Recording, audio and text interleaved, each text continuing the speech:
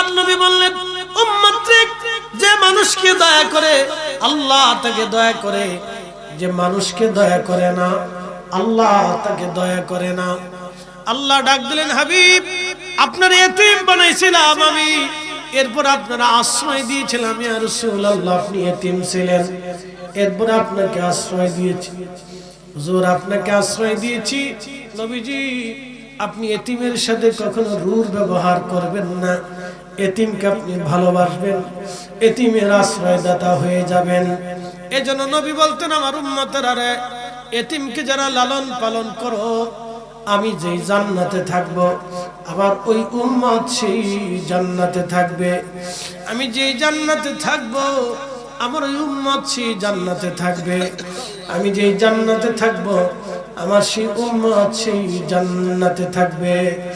বুঝতে পারতেছেন, একটা কুকুর পর্যন্ত তার বাচ্চা কামড়ায় মেরে ফেলে দেয় না, একটা বিড়াল তার বাচ্চা মারে না, একটা পশু তার বাচ্চা মারে না, একটা গরু তার বাচ্চা মেরে ফেলে দেয় না, একটা সিংহ হিংস্র প্রাণী তার বাচ্চাদেরকে মেরে ফেলে দেয় না। কিন্তু আরবের জাহিলিয়াতের জমায় মানুষেরা তার সন্তান মেরে ফেলতো। ওই কঠিন হৃদয়ের মানুষগুলি দরবারে মুস্তাফাতে আসিয়া, দরবারে মুস্তাফাতে বসিয়া তারা দুনিয়ার শ্রেষ্ঠ মানুষের রূপান্তরিত হয়ে গেলেন। মানুষ হইয়া ভবেতে আসিয়া মানুষের করিলাম কি, ও নবী না মানিলাম কি যে ভুল করিলাম, নবী না চিনিলাম কি যে ভুল করিলাম, ভস্মে ঢালিলাম ঘি। মানুষ হইয়া ভবেতে আসিয়া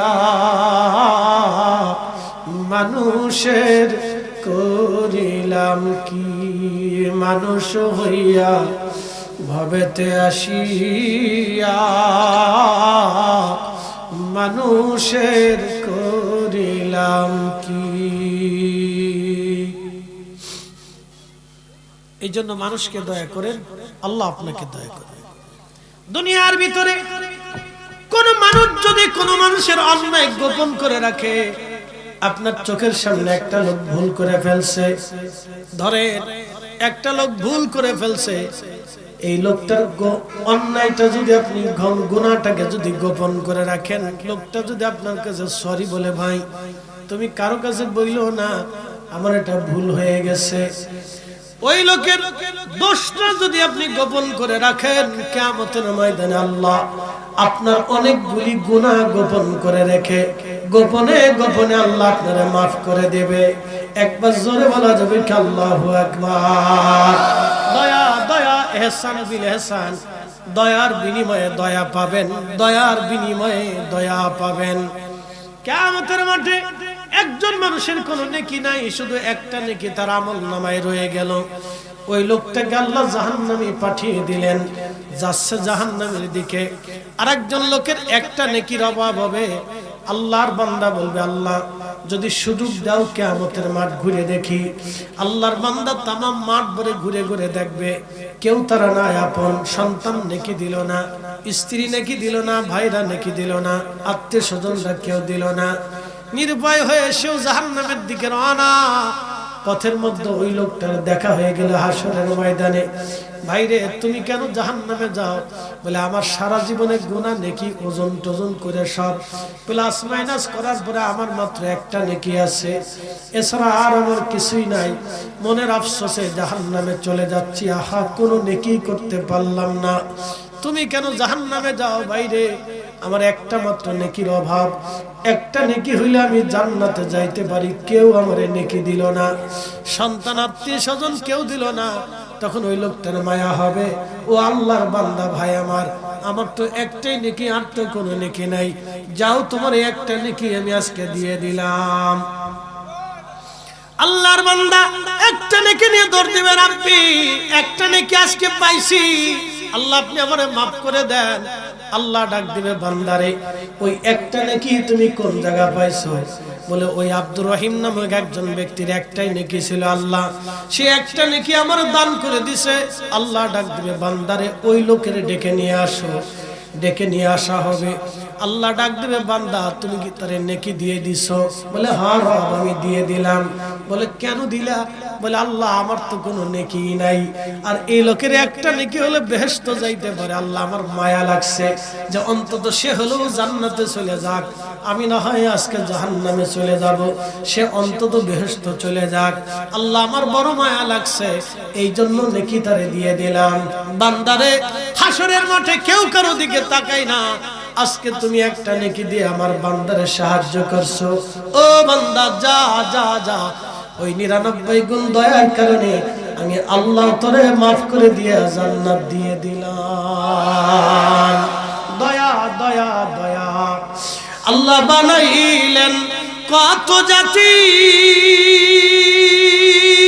হইল না তোর প্রেম প্রীতি, অবশেষে মানুষ বানায় প্রেমের কারণে।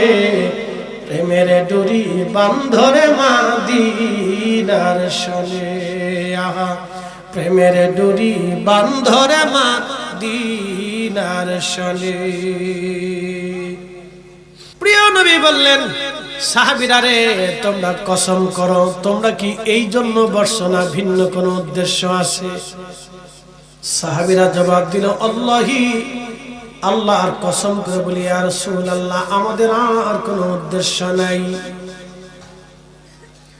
নবীজি বললেন, সাহাবীরা রে সন্দেহ করতেছি বিষয়টি এরকম না, তোমরা আমার সাহাবী, তোমরা আমার ছাত্র।